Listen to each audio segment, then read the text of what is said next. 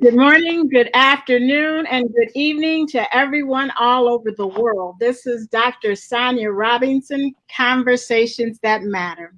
Sorry about the technical difficulties, but we got them worked out. So before we get started, I'm going to ask that you put where you're watching from in the comments.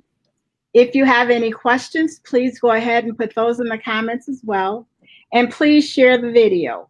And sharing the video is not for me. It's not for Ambassador Mutola. It's basically if someone needs to hear this message today, it will be available for them to hear. Because believe me, not everybody wants to hear what I have to say, but there may be someone out there that may need to be impacted with what I have to say. So with that being said, I want you to know, I don't do this every Saturday because it's something that I, have to do because I don't have anything else to do. I do it because I want to be the solution. I want to be the solution. So what better way to help individuals than being the solution? So wherever I have to go to find these fantastic people to come to you and share their knowledge and experience, that is something that I'm willing to do. So remember last week I said, my purpose in mastering communication is to remove the barriers and build connections. So that's what I'm doing today. So today we have with us Professor Mateus Mutola, and he's joining us from Mozambique, Africa. So that may have been some of the reasons we were having difficulties. And I believe you're 6 hours ahead of us. Yeah. So you didn't go to sleep on us or anything, did you? No. No. So let me share a little bit about him before I get into questions. So he is a World Civility Ambassador, and he's from he works with I Change Nations. He's an African educator. He is both a life and relationship coach with an intrinsic passion to help you discover your purpose in life, maximize your potential, and die empty. To be effective, he is focused on individuals' personal growth, fulfillment, and happiness. As a relationship coach, his greatest joy lies in the fact that he has seen most of his clients find the love of their life, get married, and being happy regardless of social, cultural stigmatization, race, age, and religion. Dr. Mateus is a pioneer of the genius philosophy, and we're going to talk about that. He is the founder and president of World Changes Initiative, a non-government initiative that promotes civility, honor, and interfaith peace. He is the author of 6 life-changing books and holds a doctorate of philosophy from United College Seminary and International. So before we get started and before I ask any questions, I sort of want to paint this picture here. So just bear with me. Right now, we're facing 2 viruses. We're facing the COVID-19 pandemic, as well as the COVID-20 racism. And what I want to share before I ask you this question, so again, I'm going to paint this picture, but my son, I think he was 5, 6, 7 years old when we moved up into the area that I currently reside in. And he went to a predominantly white school. And he used to come home crying all the time. And, and I'm talking to him because I don't want him to lose his self-confidence. I want him to, his grades to stay up. I want all these things for him. I want the best. So what I want to share with him is that, we're all created equal. I don't care what the color is. I don't care what the religion is. We're all created equal. And that's what the Declaration of Independence will share with you that was written in 1776. Now, as he grew, the conversation changed a little bit, and the conversation sort of went like this. Louis, his name was Louis. Louis, whatever you do, I want you to always tell me the truth. I don't care how bad it is, because I need to know how to help you. I don't want to walk into a situation where, something, I'm thinking one thing and something comes up and it's totally different. So no matter how bad it is, share that with me and we can work it out together, and I know how to fix it. Then the conversation changed a little bit more. And that conversation sort of went like this. When boys get to be teenagers, they want to go to the basketball court and play basketball. And around that time, he had gotten his license. So the conversation went like this. Well, Louis, whatever you do, if you run into the police, I need you to do what the police say. If they tell you to lay on the ground, lay on the ground. If you're driving and they pull you over, I want you to keep your hands on the wheels at all times. Keep your hands visible. Don't make any certain movements. Don't do any of that because you are an African American. You are a Black male. They're intimidated by you. They always see the worst. So these are the conversations as a single parent that I had to have with my son. I recall one day he went to Myers, and shortly thereafter, the police was knocking at my door looking for him, saying he robbed Myers. And I'm like, he robbed Myers. He's been here the whole time. Well, when I saw the guy that actually robbed Myers, they look nothing alike. But again, my conversation to him is, this is what you need to do. And then if you're driving and it's dark, don't pull over. You either, you call 911, tell them you're going to pull over, but you're trying to find an area that's visible to everyone. Whatever you do, never pull over on the side of the road when it's dark. Now, that was 34 years ago. Here we are 34 years later, and things are, they're worse. They haven't improved. So if you look at February 20th, we had an unarmed 25-year-old black male that was shot down by a father and son. On May 25th, we had this incident with Mr. Floyd, where, we're actually looking at a picture of him and they have his face pushed in the asphalt, and the police actually have their knee or his knee, pinning in his neck. And what you hear Mr. Floyd saying is, please, please, I can't breathe. I can't breathe, officer. And, I cried yesterday. I cried because I'm watching all this play out on TV. Then on May 26th, we have a gentleman in the park. He's bird watching. And this lady, she's there with her dog. The dog is off the leash. He asked her to put the dog on the leash because that's part of the rules of the park. She takes her phone and she tells him she's going to call the police and say that he's threatening her life. Now, the same day, right down the street from me, this husband and wife were at their daughter's. There was a shooting there, and the police asked them to leave, and they refused to leave. He started beating her in her face, and the other officer used his stun gun on her husband.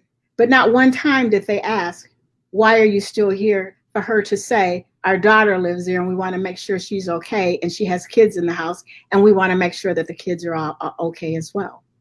So I ask you, what is the common denominator here? What is the common denominator? The common denominator here is hashtag living while Black. And people want to know why they're protesting.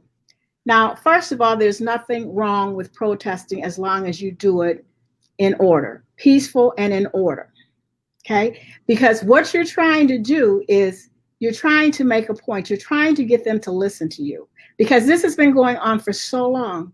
People aren't listening. You're talking at me, but you're not listening to what I have to say. I'm trying to share with you what my frustration is, but you're not listening. So that's why people protest. They're frustrated. They're angry. They're tired of being talked to. They want to see action. So what do we do? What do we do?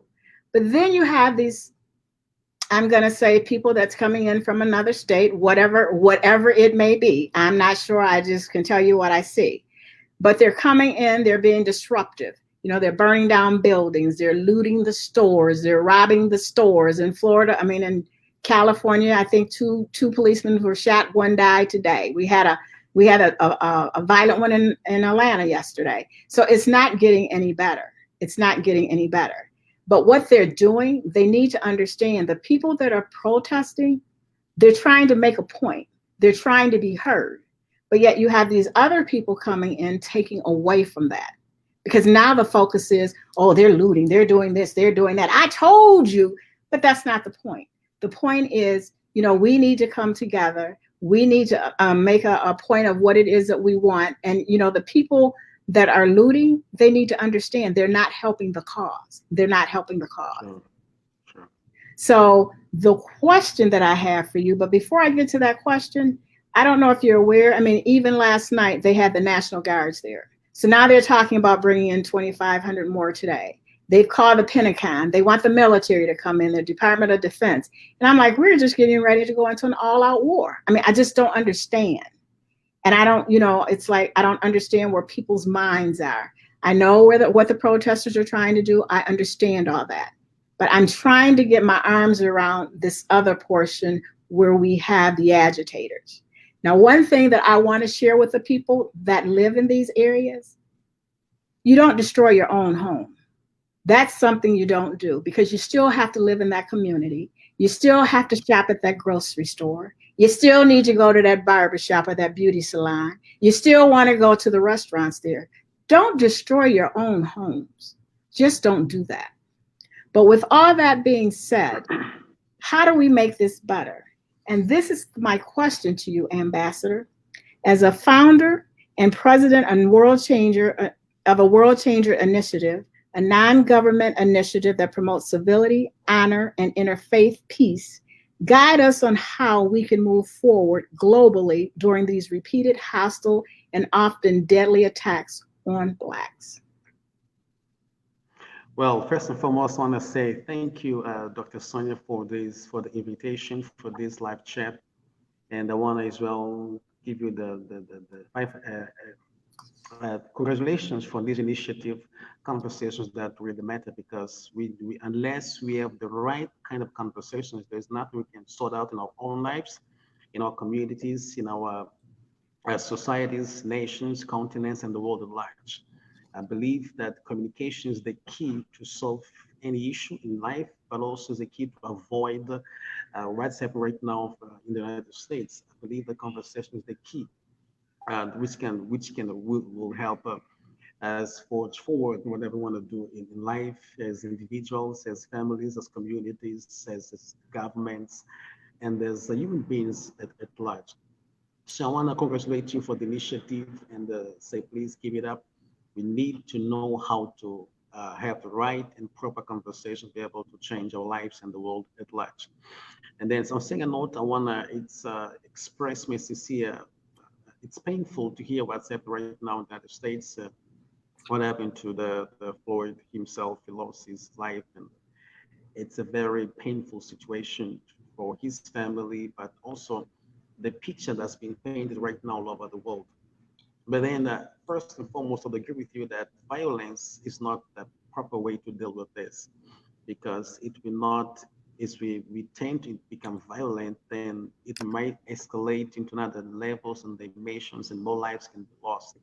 I believe that dialogue, the right seeking to be heard, even when you're not being heard, when the people in charge and authority are not giving attention to us, we still need to find a proper way. In other words, we have to be civil. We need to believe in dialogue and conversation that want to bring a proper change in what we are trying to pursue. And we need to understand that peace is the key forward. We need to believe in that. We need to have faith that peace is the key forward. We don't have to behave or retaliate or act like other people do to us. I know that humanly speaking, it's not an easy thing to accept because of our emotions. We get hurt, we get into anger and add emotional outbursts. That's true.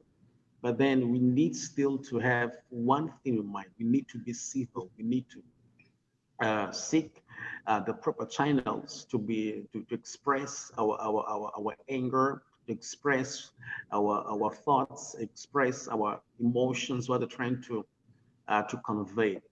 We are looking for justice. What are the channels to seek justice for? What are the channels to which ways can we use to be able to approach the authorities so we can be heard? And then there's got to be on the other side, probably we need to work on education. I believe that the most important educator in the world is our parents or our guardians or the people that are responsible for us when we come to this world. They need to give us the right education in the sense that we need to understand, number one, that every human being is important, every human being is valuable. This is key because we begin to understand that we are not supposed to treat one another based on our skin color, based on our achievements, based on what we have or we do not have. We need to understand that as human beings, first and foremost, we are all equals in the sense that we're all created and made in the image and likeness of God. So God made us all equals as human beings, and this is something we have to grasp first and foremost as educators in the sense of parents. We need to let our children understand that as we bring them up, as they're going to grow, they're going to have their own lives. Every human being is important.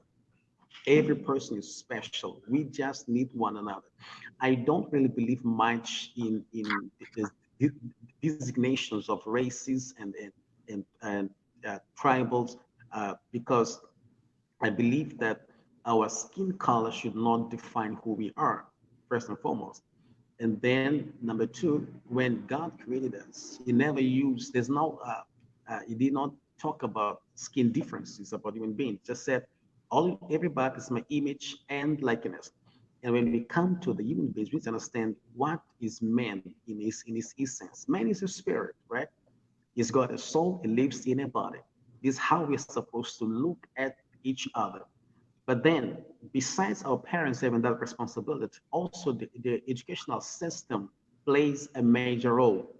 If you have an educational system that paints the pictures that only people of certain color, skin color, are the heroes, that number one sends a message to those kids. Let me say, primary school kids. It makes them understand or believe subconsciously that we are the race, we are better than everyone else. And then in our educational system as well, if we just have one race seems to be the race, the achievers, the inventors, the creators, you name it all. But then this other race seems to be inferior because there's no inventors, no creators, no innovators. Again, also young people or children tend to also begin to understand, okay, they develop this subconscious belief that we are inferior. So it goes beyond what we see in the streets. It's a reflection of what we were taught, first and foremost at home, number two, at educational system in a country. So there is a need for parents to wake up to the situation and learn from all these flawed situations. We all have to learn. Black people, Hispanic, white people, all have to learn to avoid that similar situation to happen in the future. Then we need to go back. I'm just repeating myself, go back to the system of education. What are we teaching our children? We need to be open and sincere because we do have people from other races that are also they've made it in life. They're heroes. They've invented. They've created. They've innovated things that are great, that are powerful, that have been impacting lives and destinies. We need to bring these people to light as well so that we're going to help people when we go to school. We won't look or treat each other at the base of the color of our skin. So I believe these are very important things to have in mind. Again, coming back, us as individuals, as we grow up, we need to also begin to develop the correct perspective of life. Yes, our parents might have tried their level best, but sometimes we just can't give what we do not have. If they were educated to think there's a superior race, that's what they will teach their children. But as I grew up, as I get into the age of responsibility, I begin to think for myself. I must be able to analyze and think through. Look at this situation. This man is asking for help. He's just pleading for his life. I can't breathe. And then, unless there's something that came over this other man, you should begin to understand that I'm crossing the boundary right now. I'm just endangering this man's life. But then that's a situation whereby your emotions and as well what you have been taught, your beliefs about black people begins to manifest. You can't stop because there's something inside urging, surging up within you and saying, "This is a God thing, the thing I have to do." So there's these subconscious emotions, subconscious beliefs, and subconscious belief that I'm doing the right thing. And then at that moment, what's been hidden in his heart, right at the bottom of his heart, begins to surge up, begins to manifest. But sometimes it's not even conscious what it's doing. So it is an unconscious manifestations of a belief down in the person's heart. So as we grow, we need to understand we are responsible for every thought, every action we take. if we are law enforcers, I believe the principles to be followed, which maybe at this situation, Floyd situation, were not followed. So I believe that if we just take this into regard, it may help prevent similar situations in the near future. It's not pray that all these will pass, but then that we all learn, regardless of skin color. We cannot treat human beings or people according to their skin colors. It just doesn't help. It will not help. But then the family, the parents, the educational system as well, and we as individuals, we have to understand we have a major role to play. It's very important we educate ourselves, we go for what is right and truthful, right, on what we were taught. Because I can be taught something, I maybe have been taught something which as a child, but as I grow, I begin to understand that this is not correct. So I have to do the right thing. I have to work on changing my belief systems about the things I'm encountering in life. Otherwise, we're going to have similar situations like what happened to Mr. Floyd. And you're correct, because last week on the show, Dr. West was on the show, and we had talked about mastering your perspective. And we also talked about inner critics. But one of the things that we talked about was your beliefs in the truths and how you view the world. So this conversation that we're having right now, to me, ties back to that. Because if you want to, say, well, it starts at home, it starts with your parents, because basically that was the way you were raised, and that's your truth and that's your belief. That takes us back to mastering your perspective. And that's why I had said to him, that was a powerful book, because a lot of the things that I read in the book just recently, if I had known about them back then, I would have avoided a lot of the mistakes that I made today, and I would be much further ahead in life. But, that was good. So basically what I got out of that is that the golden rule, you do what how you want people to treat you. That's how you treat other people. One of the things you talked about was education, and people need to learn how to channel their frustrations. And God created us all equal. And, to me, that is a golden rule that people don't understand, because, you're no better than I am. We're all the same. And that's what people need to understand. And because we're different colors, it doesn't mean anything. We're just a different color, but we're all individuals. We're all created by God, and we're the same. Nobody is any better than anybody else. And for some reason, go ahead. Just on that note, medical studies reveal that we're just different. This is very important to understand. We are just different on our skin, on the outside, right? On the pigmentation of the skin, on our inside, we all have, for example, we all have our blood's red. Right. There's no white. Go cut yourself. Everybody's gonna bleed red. And the other day I was just reading, and I found something very interesting. I heard that a black man's, let me say, heart or liver or kidney can work properly and help a white man's when he's got a challenge. You can do the operation, the surgery. You can take a white man's kidney and transplant to a black man, and vice versa. It can work properly. So if that is true, we really have to come to understand that is we're just equal. If you open up our minds, the cut up our brains, whatever, you just find that it's just there's no differences such.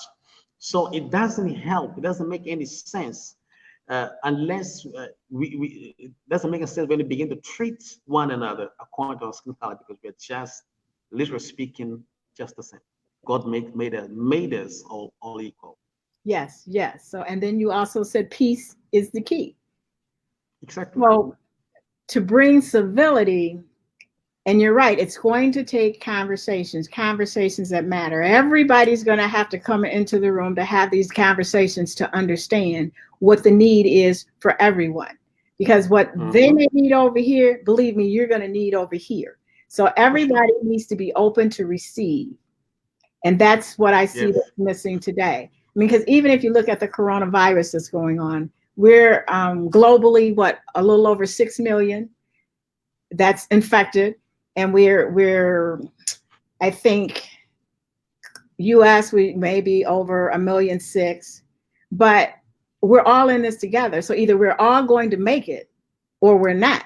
So again, we all need to be open to receive from each other, no matter what the color, because we're all the same. We're just a rainbow. And people tend to forget that. They want to, I'm serious. They tend to forget that. They just think, oh, well, I'm this race. I like that. We're all just rainbow. We're all just mixed in there. We come out like Skittles. I just love that. I just thought of that. But anyway, I was so pleased. Yesterday, I was listening to a video on Facebook, and I saw where this one lady was pleading for Dr. Rivers to come to Minnesota. They needed help. And then I saw where he had sent a post out that he was actually in contact with all the law firms or law departments around the country. Mm-hmm. And he said he would be traveling next week. So, okay, fine. Maybe you're going to be the voice they need to hear. I change nations. You're going to be the voice that gets it over the edge, because right now, no one is listening. And it's just like today when they were talking about I think he was the governor from Minnesota, and he's talking about, he's bringing all these people in, changes are going to be made today, and it's going to be this, that, and the other. And I'm like, I don't think that's quite the right thing to say to people at this point, because the tension is already high. You don't need anything to, take it over. So can we just bring down all these threats and just talk to people and not talk at them? Let's have conversations. Let's have conversations that matter, that can help people. Right. So one thing that I do believe is that one of the greatest needs of mankind is the need for love. Love and feel loved. I believe that when people get in situations of the build-up hatred and rage, is because somehow they don't feel loved, don't feel appreciated, don't feel welcome. And then when that belief and feeling builds up, it just explodes into an unusual or an antisocial behaviors, like what we just saw happen to right now to Mr. Floyd. So I believe that if we really need someone to advocate about civility, because that's the only thing going to bring change, a real change, not just Minnesota, but I believe worldwide. We begin to understand the value of mankind. There's one thing you said, Dr. Sonia. I see when we were talking, something came to my mind. I believe we were created to complement one another as human beings. That's why I may need you for this and that, but also may need me sometime at some point in your life for the other things. Right. So if we just have the correct perspective of life, how God made life to be, He never made life for people to live in isolation or whatever, but we just have to complement one another. And I believe these are the ABCs of life we should have had when we were younger. But again, these are the things we need to go for as we grow up. We begin to look for the real meaning, the real significance of life. How did God make life to be? And the value of the person next to me, right in my home, in my home, next door, that's my neighbor next to it. We just need to understand that we need one another. We need each other. We need one another. We're made to complement. And this is what we need to understand. I believe that's where conversation that matters comes in, but that's where civility as well does come in. Yes. So changing the subject, you created the genius philosophy. Every human is born a genius. Explain the genius philosophy. Well, this is very interesting because I was just thinking I think 2 years ago, I was wondering, and why does some people make it in life? I was mostly focused in the academia. I wanted to know why some people make it and others do not. Of course, it came up with so many reasons, but from my observations. But then one day I came to understand that at some point we were taught that some people are born to make it in life. They are born, they are wired, naturally wired for success. And then there are people who are not. And there are those which are genius. And there are some tests you need to go through to test, find out whether we're genius or not. And it's interesting that in the many years back during the Greek era, they used to look for some features that would tell whether you're genius or not. They'd look at your skin color, your height, your nose. It was like, you know, to decide and define who a genius is. And they taught this to the society, the point that people began to believe that there were those chosen by the gods, you know, they're gifted by the gods to be rulers, to be governors. These are the genius. And today we have what we call the IQ test. It tells you if you get some things over 150 points or something like that, then you are a genius. But then I began to connect what is believed, normally believed to be a genius, and to what the scripture says. And I came to conclude that if every human being is created in the image and likeness of God, so and God does not have a production defect like that, does not have a production defect. It can't. Right. So if we are all His image and likeness, and God is the Almighty, the All Wise, and there's a principle in Scripture, the things is just of the truth, which says that every seed, watch this, says every seed will produce after its kind. Woo, That's amazing. That's good. That's good. That's amazing. So I was like, wow, I got to understand then if God is almighty and His wisdom by Himself, then everybody who is in the image, creating the image and likeness of God has got to be a genius. Then this question came to me: if everybody's a genius, then how can we explore that? How can we delve into that? I went to see how a genius is normally defined. People look at genius mostly in the areas of inventions, right? The people invented something in the academia or scientific inventions. Those are the people deemed to be genius. But then I came to understand that if everybody's created genius, then it means that we are all genius in our own areas of work, our gifting. That's what I mean. We are all genius in our areas of giftings. So God has given everybody a gift which we are born with, and this gift is area of gifting. That's where you're supposed to manifest your geniuses. So from that point, I began to believe that everybody is born a genius. We may not be conscious of it, we will not be aware of it, I will not even know it, but the truth is there's a genius for every aspect of life. So that's how this concept came about. I began to embrace it. I began to share with people close to me, and they began when this is amazing, doctor. When they began to change their belief about themselves, their self-concept, right? It's amazing. They began to do amazing things, right? Because you see, when they told us some people are chosen by the gods and all that, it first of all, it destroyed our self-esteem. Then number two, it destroyed our self-concept, which tells me who I am, my self-concept. And then the most important thing, it did destroy my self-belief. I could not believe in myself, like I'm good for nothing, right? And sometimes our bringing try to reinforce that belief, we are good for nothing. But then this is the things I love so much. I thank God for our parents, but I came to saying that our parents are not our real source. We come from God. But that channels that God used, right? So it helps to understand sometimes and destroy the excuse people have. I was not brought up in a proper family, my parents not married and all that. When we begin to understand, no, we come from God. Our parents are just channels that God is using. So our true identity is not in our parents, so to speak. It is in the Creator. So we go back to Him. When we go to Him, we find who we are. We find life in His true truth. I like that. I like that. We go back to God and we find out who we are. And every seed is produced after its own. I like that.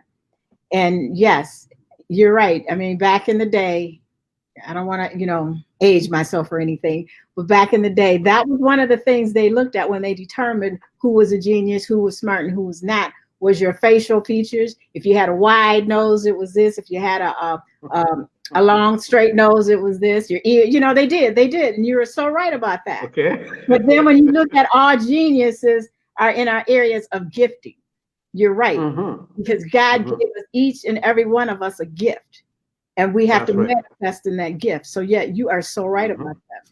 So okay, I can go along with what you said. I can go along. Thanks. So my next question for you is, what is the blueprint a person needs to follow in order to die empty? Well, first and foremost, it's very important to understand that there are about three things I believe going to help. Number one, we have to understand we are God's gift to our generation. This is the picture which I have. Uh, in God's mind, the reason why I was not alive or born, let me say, for example, in the days of Abraham Lincoln, was because there was nothing relevant for me to do back then, right? Mhm. God had to identify a need on earth. And then he began to look for someone to sort out that need on earth. And then that's when he sends people to earth. Number one, as his gifts to their generation. When people understand, come to the consciousness that they are God's gift to their generation, that will help them understand who they are, their purpose in life, their importance or worth as individuals and as people that are sent to earth to solve a problem. That takes me to point number two. People need to understand that we are solutions. We are born solutions, as solutions for certain problems and needs. Okay. Number one is said we are God's gift to our generation. Number two, we have to understand that we are solutions. We are born as solutions to a problem. So, in other words, we have come to earth to solve problems or particular problems.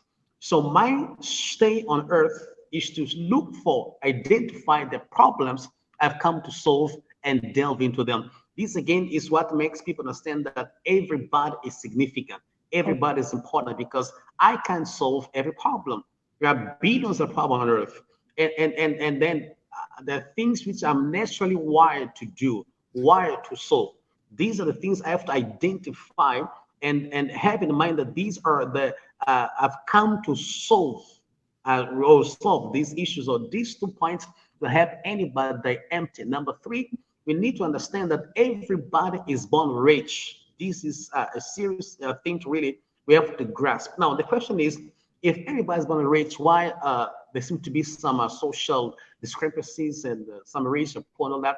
Is because we have not fully understood what is true wealth. Now, usually we define true wealth in terms of material and monetary gains, right? When I got a nice house, a nice car, got nice clothing, got a big sum of money in my bank accounts and all that, my purse, my pocket, then I'm rich. But then that's not how I define wealth. Watch this. I see monetary and material things not as wealth, but as the result of the what's the word? I see them as the result of they come as a result when we what's I'm looking for the right word now, but when we work, they come as a result of the manifested, the working out of the true wealth. Okay. That's when the money comes, the house comes, the car, whatsoever. So the question is, what's true wealth? True wealth is your gifts and your talents and your That's good. skills. These three are the true wealth because the money you end up having, the car, all that, they come as the result of you working on the true wealth and the gifts. So everybody is born rich in the sense that everybody is born with at least one gift. It's God's gift. So I need to find out this gift. And this, I believe, is the greatest discovery. When, first of all, you discover who you are. Number two, you discover your gifts. That's when life becomes something else to you. So when we have these three in the right perspective, right? We understand what true wealth is. There's a gifting, we discover gifting, and that's going to help us. Number four, which is again also a very equally important. I don't just have to, it's not enough to know the gifts you carry within yourself. You need to work them out. This is very important. Every day, your daily agenda must be based on the working out of your gifts, the gifts you're born with. You work them out. You make sure they mature. Make sure First and foremost, use them to glorify God. Number two, use them to bless humanity. Number three, make sure you work on them so that you perfect them to the point that they're able to pay your bills.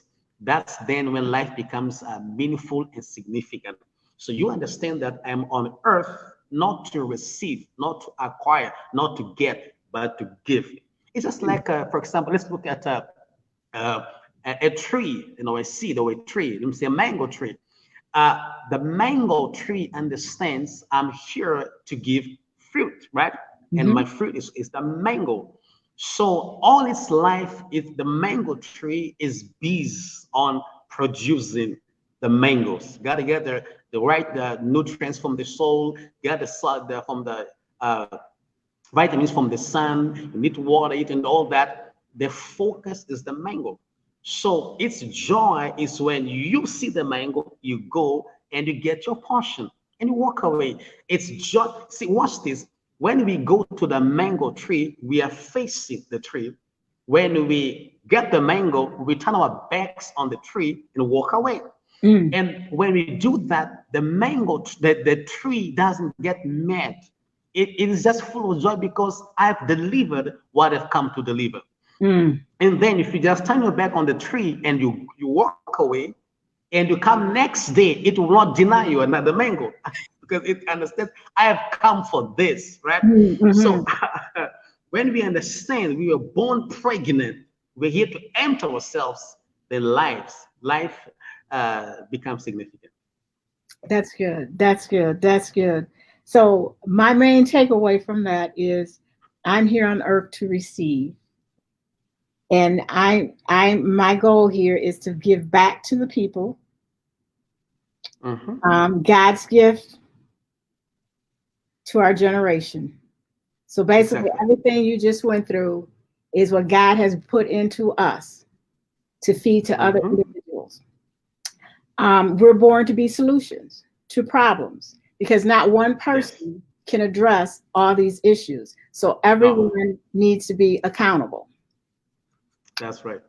So in order to solve problems. So, and then monetary, I like that too. Monetary is not what we have, what we make, all these different things. Monetary comes from, or is as a result of the trust and the talents that we were given.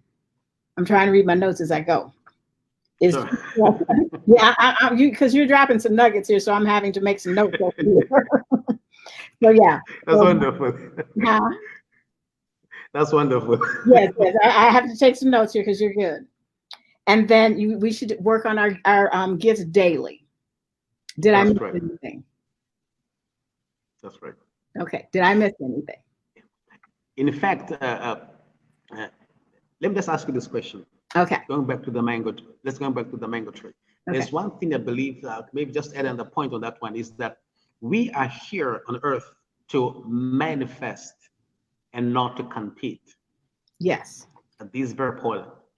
Now, what you manifest, of course, you manifest the gifts God has given us. The fruits from the gifts God has given us.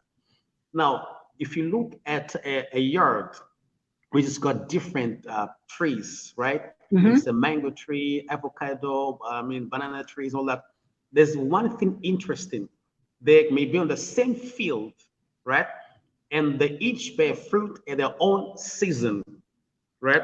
Yes. But it's interesting that when the mango tree, its season comes to bear the fruit, the mangoes, and the banana is not bearing its fruit, you will never find the banana tree being jealous of the mango tree.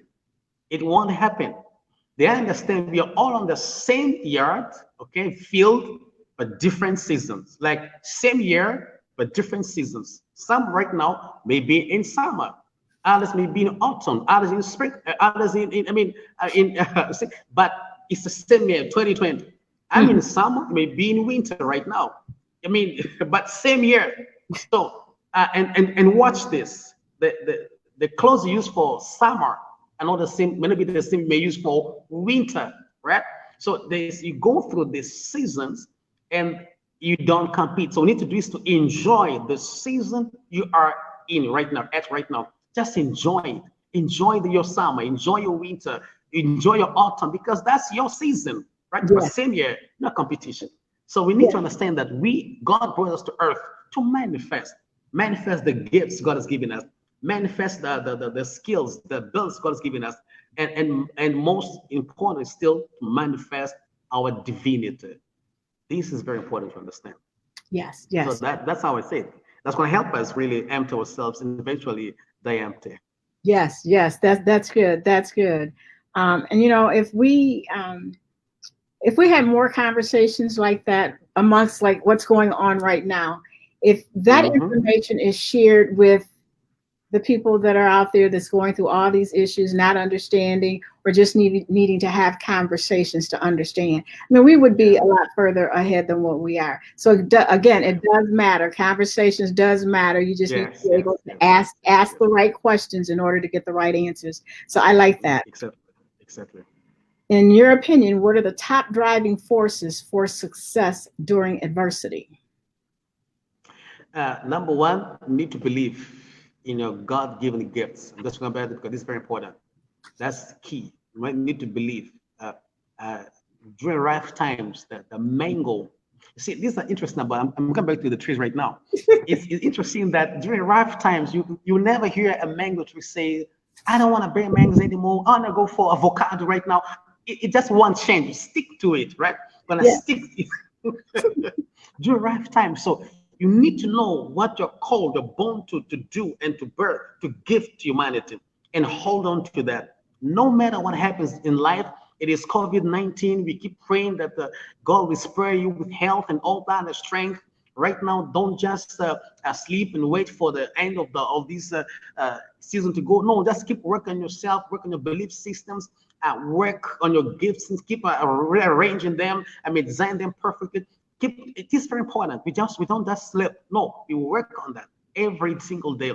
So you need to believe strongly in what you're called to do, your assignment on earth. Number two, and these beliefs is even should be even number one. You need to have an unwavering faith in yourself. This is key. You need to believe in yourself because self-doubt is one of the greatest distraction of mankind, I believe. Mm-hmm. Self-doubt. When you have questions about who you are, your abilities, your worth, your significance, you're not sure, not confident in that, it will just ruin your life forever because our lives, our behavior tends to be the manifestation of our self-belief, what we believe about ourselves. So maybe this should be number one thing should have said. We have to have an unwavering faith in ourselves, number one. Number two, in what God has given us, our gifts. These two things, I believe, there could be other keys for sure, but these are the major keys because if you go into the practical actions to take, you can go into what I call self-sabotage. You can sabotage yourself because you can take 3 steps forward and 5 steps backwards. And these 5 steps backwards, they're not caused because you lack intelligence, or wisdom, understanding, or the skills, or you know how. It's just your beliefs, what you believe about yourself. It could be an inner voice telling you, don't deserve this. This is not for you, right? You can't enjoy this. Why are you doing? So it will at some point take me back 5 steps. So I need to have faith and unwavering faith in myself. And number two, a massive faith in the gifts God has given me. There's interesting thing that came to my mind a couple of, I think 2 years ago, 3 years ago. There's a scripture, very interesting, in Chronicles, Second Chronicles. It says, believe in God and you shall be established. Number two, it says, believe in his prophets and you shall prosper. Now, there's something very tricky about this scripture. In Africa, people in Africa, we believe in these two statements and we embrace a lot the second one. We end up believing more in men. We call men of God, the prophets, all of that. But there's something missed in this scripture. It says, believe in God, that's for sure, correct, that's right. Then it says, believe in God's prophets. And this is what God told me. He said to me 3 years ago that it's true they have to believe in my prophet, but he says what he says. He said, "You are the most important and the most powerful prophet in your life." So it's not saying believe in someone else. It says believe in God, but also believe in yourself. And ask him, how am I the most important prophet in my life? This is what he says. He said, every time you think, you entertain an emotion, you are prophesying over your life. That's amazing. That's good. That's good. That's good. I like that. You should, yes, the most important person in your life is yourself. Yes. Yes, that's good. That's good. So people, we need to understand what our God-given gift is, and you need to understand your calling. And that's what you need to work on daily is that calling. That's good. Exactly. Exactly. And then you should prosper. I like that. I like that. Anything else you want to add to that? I know you Yes, said self-doubt. Self-doubt. And again, I understand self-doubt is basically, when I look at self-doubt, to me, it's like that could end your life, you know, because you could sit there and doubt yourself forever, all day, and you will never get anywhere because you lack the self-confidence, you know, and that's another part of inner critic. We talked about that last week as well. But and those are things that you need to work on. And I know some of the people that were on the call last week had got they asked for Dr. River or they received Dr. West's inner critic. And I hope they found that helpful, because I'm telling you, I looked at that as well. And it talked about all these negative things that you see regarding yourself. And in order to grow and develop further, these are the areas in your life you need to work on. And understanding your gift, you know, that will help you overcome everything. If you focused on that gift, God put you here for a reason. And once you understand what that reason is, because not everybody understands that reason up front. I mean, because it took me a while to understand what my gifting was. But when I learned what my gifting was, I could see myself excelling in what that gift was. And so, and I do work on that gifting daily. Sometimes my gifting, I mean, you know, it may get on my nerves, but you know, I work on that. And it's funny because I'm going to tell you, it's just like what you said. If you don't understand your gifting, God will put people in your life that will come and prophesize and give you that gift to help you understand what that gifting is. And that's what happened to me. And because I kept saying, nah, I don't want to do that. I don't want to do that. Nah, you know, that's not for me. But yet every time I turned around, I had somebody come to me and say, I'm moving you from the back to the front. Or you will no longer just be, and so it was like, you know, Sonia, it's time for you to stop playing games. You know, it's time for you to stop being you and listening to you. And you need to start listening to God, you know, because he's trying to get you to go a certain way. He's given you a gift to work on, you know, manifest it, you know, in order to help people. And that's the way you need to go. So you had one thing you're going to say, go ahead. Yes, just to add to that, there's something interesting again in scriptures. I think that's Philemon verse 6. It says, your faith needs to be effective, right? Or that is produce results. Then there's something it says your faith ought to be effective by acknowledging. This is amazing. It says by acknowledging everything good that is in you. Then it says in Christ Jesus. I like that because it says for my faith to produce results in my life, right? I must believe everything good that is inside me. Yes. Mean to say that within us there are good things. Of course, the thing that came to overshadow the good in us, we need to dust off ourselves off and begin to go into the good things that God has put in us. And the good thing about this that God did not wait for us to get born, be born, and then grow, make mistakes and blunders. No. They think and then make the deposit. Now, these things were deposited in us way before we got to the earth. That's why it says everything good in you, then it says in Christ. So we need to go back to Christ to find out the good things that God has put in us.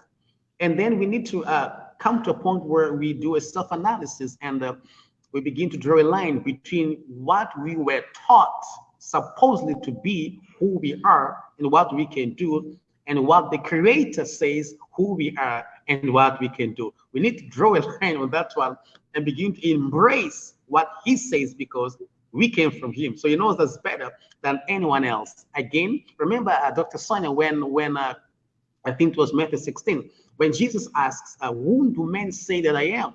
And then began to say, you're this prophet or Jeremiah and all that. Then he zeroed in and he says, whom do you say that I am? I am, right. And then watch this. Then Peter says, you are the Christ and all that. Then he says, here's the key, he says, flesh and blood did not reveal this to you, but my Father who is in heaven. Here's the lesson. Here's the lesson. He's saying, when he says flesh and blood, he's trying to say that no human being really and can really and truly come to know who Dr. Sonia is. That's impossible except God.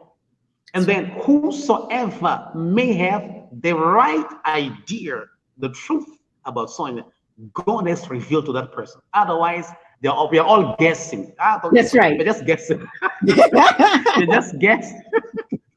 We're just guessing and giving out opinions which are not factual and may not be truthful. So we need to stick to the Creator.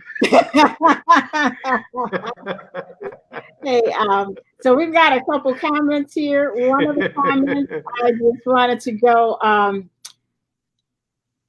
I've got a comment from Kimberly Snotty. Your faith needs to be effective by acknowledging everything good. Wow, we need to believe in ourselves. You know, it's like they're getting it. They're getting it. Penny, Yes. yeah, trust in the Lord with all of your heart. Linda Moreno, many are the plans in a man's heart, but it is Lord's purpose that prevails. We will eventually do his will. Yes. I know we need to stick close to time because you have another show in like 40 minutes. So let me get through these questions. So what do you believe is the biggest obstacle people face in finding and keeping healthy relationships? I'm going to be redundant about this. I believe is self-doubt. If you don't, the number one key, see, Jesus says again, it says, love the Lord with all your heart, all your strength, all your might, and all that. When he was asked by this lawyer, what's the greatest commandment? Then it says, love the Lord with all your heart, all your mind, all your strength, and all that. Then he says, the second commandment is as equal as the first one, which says, love your neighbor as yourself. Now, many of us, most of the time, we don't get what he's saying. We believe or we think that he's saying, love your neighbor after God. No, he says, love your neighbor as yourself. Meaning to say, you love God first. Number two, you love yourself. Then you'll be in a better position to love your neighbor. So we go to God. Then some of us, that we skip ourselves, we go to our neighbors. It doesn't work. We are not working the equation. So we have to love ourselves. This, I believe, not loving ourselves is the greatest challenge we believe. Like I said earlier on, I believe that the greatest need of mankind is love, to love and be loved. Why? Because we're creatures of love in the sense that God is love. So we was motivated by love when he created us. So that's why we need love in our lives. So that's why again Jesus says, you go to God, you get your love tank filled up, then you're able to love yourself. Then after that, be able to love your neighbor, which are people which are close to you, wherever you are in life, wherever is close to you, you're working with, talking to, that's your neighbor. So you need to love this person. But again, here's the catch: you can't love. I can't love my neighbor, the person next to you, above the way I love about myself. In other words, this is the thing we have to work on, because it's not easy, like you said, but we have to understand this. The feelings, the negative feelings I have about the person next to me, in reality, are just reflections of the feelings I have about myself. So I'm seeing in you what in reality, I'm projecting to you what really I have in me. So if I work on myself, like I think the title says, the book of Title says, to the pure, everything is what? Pure. Mm-hmm. right? So we need to understand it's about me being pure. Then my perception, my perspective will be correct. So not loving ourselves. Number two, not believing ourselves. I believe these are the greatest enemies of mankind. Because you can teach me all you want, you can boast me, you can encourage me, you can motivate me, but unless I come to the point of believing in me, I will not get the work done. That's true. Now, I want to take it a step further, though, because as I was growing up, and indeed, what you just said is true. Because as I was growing up, and like when you go through issues or problems or things don't come, you have a rough upbringing. Let me just put it that way. So it sort of grows, it sort of stays with you, and then Yeah, that's you true. start having these self doubts or whatever. So the thing that I learned, because I've gone through 2 marriages, and the thing that I learned is that I have to learn to love me first before I can love anybody else. You know what I'm saying? Mm-hmm. So until you can love you, you will never be able to really love anyone else because you don't know how to. So it's That's just true. something that you need to work out in yourself.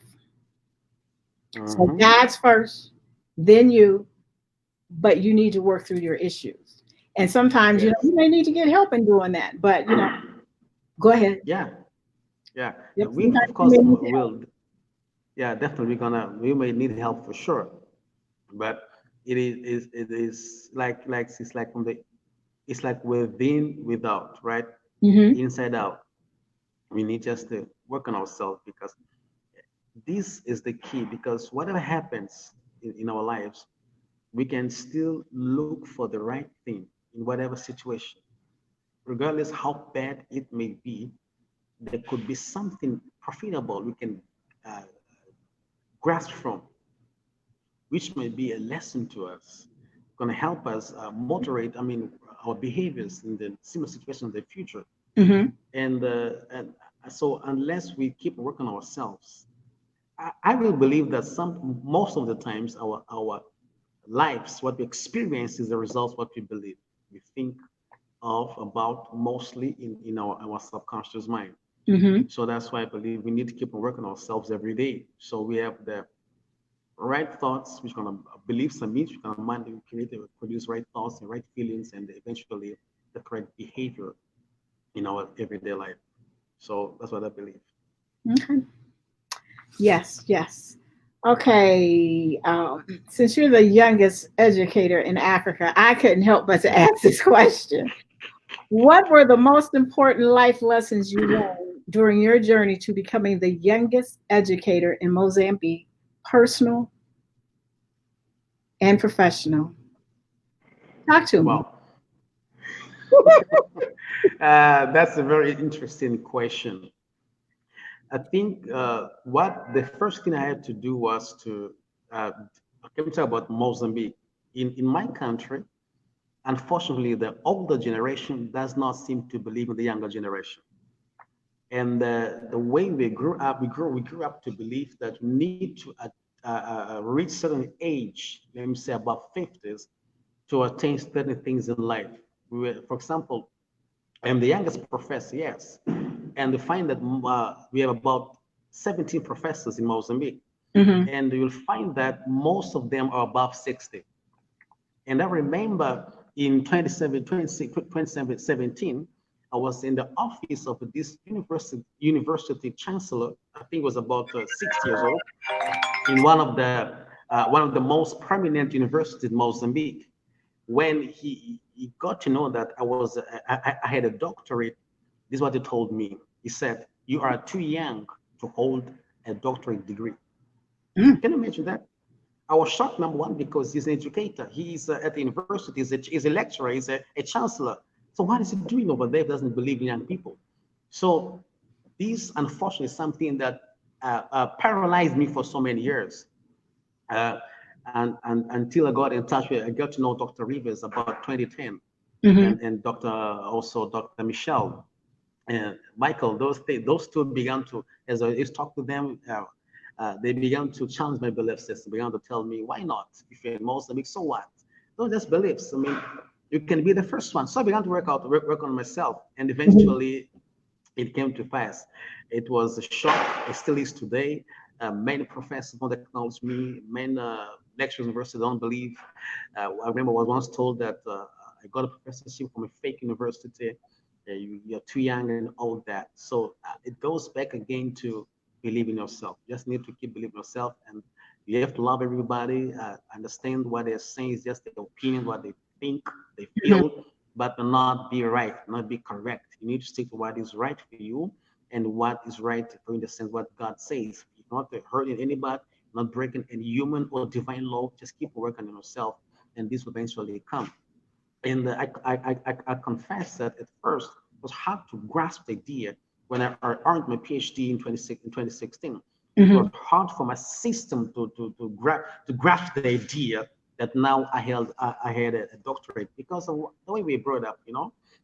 In our educational system here, you are not allowed to be to invent, to create. You can't be creative. It just blocks you. They block you. Let me give you paint a picture. It's amazing that what my father learned at university, even before I was born in Mozambique, it is the very same thing they're teaching today. And his former lecturer, professor, is holding the same notebook he held about 30 years ago when he taught my father. It's like the world's not progressing, it's not developed, not moving forward. What's going on? But again, that's a belief system that will take some time for us here to bring it out. So I really, I'm beginning to enjoy the fact that I'm the youngest professor in Mozambique. It's good. But really I had to work on myself to grasp the idea. So that's how you got to be the youngest professor, though, because you worked on yes. you knew what your giftings were, and you worked on them daily. Exactly. Exactly. Yep, you worked on those daily. I do want to give you, well, real quick, what is the civility master keys? Wow, wonderful. First of all, civility tells us we need to honor people, value people, treat them the way we want to be treated. That's very important. And I believe that there are two master keys. Number one is love. Love is a key. Love is the key. For love is the key. I believe that we need to love. Love is the key. If you can just love everybody and treat everybody the way I want to be treated, that will make a huge difference. That is the key, because we need to be loved. Like I said earlier, God made us. We come from God, who is love, and there's right engraved in our system, in our heart. There's this longing for love, longing to be valued, longing to be appreciated. This is inside us.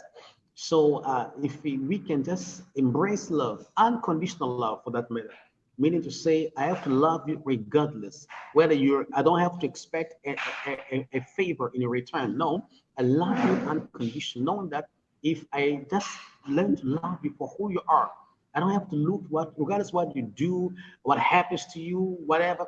I need to first and foremost love you as a human being, as an image and likeness of God. This is the key that I believe will take civility to the next level. And this is what civility is doing all over the world. Dr. Rivers and his great team, we are showing people that it's possible to love everybody. And these are people need the most. You can, give them know-hows, give them instructions if they don't love themselves. And love is not just love is not a passive verb, right? It is an active verb. We need to take steps to show people love them, we accept them for whoever they are, regardless of what they do. I believe when I begin to feel this love, begin to see this love, because we, at some point in our lives, we tend to be into our defensive modes, right? Which makes us put some friends and we react differently in bad ways. But when we begin to see that this person really accepts me for who I am, I don't have to be an actor. I need to be myself. He welcomes me. Even the wrong things I do, the wrong behaviors, mentality, emotions, etc., will begin to align themselves. That's number one. Number two is honor. Honor is a very great key. I believe what Dr. Rivers says. He says that honor can change the world in the next 24 hours. I really believe that. I just believe that. In my country, Mozambique, I'm just working through this, which is a very interesting thing. Actually, in the culture here, the norm here, probably in most African countries, I'm not sure, but in Mozambique, people wait for you to die for them to honor you. You'll find a street with your name, a statue with your name, a book with your name. People just cry, and I mean, and I'm trying to say, but why? People want to bring flowers and all that. When you were alive, nobody gave you flowers. Yes, I mean, it's just amazing. But then, so we're saying it with civility, we're saying, don't just love people, but honor them. Let them feel special, feel important. I mean, applaud them for whatever good they have done while they're alive. While they're alive, don't wait for your parents to die. Don't wait for your brothers and sisters to die to begin to mourn, begin to share and tell them who they want to share and tell who. No, let them feel, let them see. If you want to give them flowers, give them now. If you want to give them a hug, give them now. If you want to give them a high five, give them now. Write with them now while they're alive. And these two keys will teach us and help us to zoom into people, zero into them, and begin to look for the best in them. Begin to extract the best in them. We are all full of these bad things we experience, we were told, whatever it is. But if you begin to look into me and look for the right thing, man, this will change everything. This will change everything. That's good. Okay, so what is the key? Love is the key, and honor. You honor someone, you can change your world in the next 24 hours. I like that. Don't just love, but honor. So yes, yes. And that's something I've always said about give me my flowers now while I'm alive, because there's nothing I can do with them when I'm gone. So yes, accept people for who they are. Look into a person and pull out the positive out of that person. Accept them. Don't. Yeah, that's good. Accept the person for who they are. Don't try to change them. So I know you're running close to time for the last question that I'm going to ask you. I know you're doing a youth civility conference right after this. So talk to us a little bit about that. What are you going to tell the youth? Are you going to explain to the youth about what's going on today and just have a conversation with them? Or what are we going to talk about? Well, one of the things I'll be bringing about to the youth is what I call Edu-Sophia. Edu-Sophia. Now, Edu-Sophia, I just brought two words together, education and Sophia from the Greek, which means wisdom. Now, the root meaning for the word education means to learn from within. Learn from within. So when I say Edu-Sophia, I'm saying there is the wisdom of God is within us. So we need to delve into ourselves to begin to extract the wisdom of God. So this is the key. The number one thing I want to show young people, help them understand. But then number two, I want to challenge them to begin to create new narratives. It's very important. New narratives and paradigms that will help better mankind and make the world a better world. We should not wait for people to come to us. In my country, as young men, if you wait, the older generation clap their hands and say, good, hooray. So you can't wait anymore. You can't wait. So if you know what you believe in, what you're created to do, don't wait anymore. Just take steps forward. And then we need to understand as well as young people that process is more important than experience. This is the key because we tend to wait for the right time, the right clouds, the right whatsoever. No, you got an idea, God's put something in your heart, you have to act now. This is the key. So we need to go for and value processes in our lives, not just wait for the experience. It's not gonna help at all. And then we're gonna talk about action. You need to be people of action. This is the key, right? Whether you got experience or not, just go for it. Take your steps, leap into the deep. Just dive into the cliff, whatsoever, and then you're gonna find your way out. these like birds. I like the way birds, mother birds, if I were to call that, teach the youngest, whatever, not call them, fly. What they do, this mother takes the child on her back and goes up into higher heights.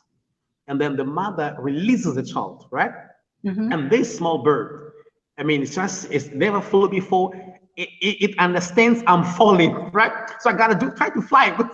And the mother comes again and grabs the son, and it goes up again. And that's how eventually the bird begins to release the flying ability in itself. So these are the things I want to share with people. Let's fly. Oh, that's good.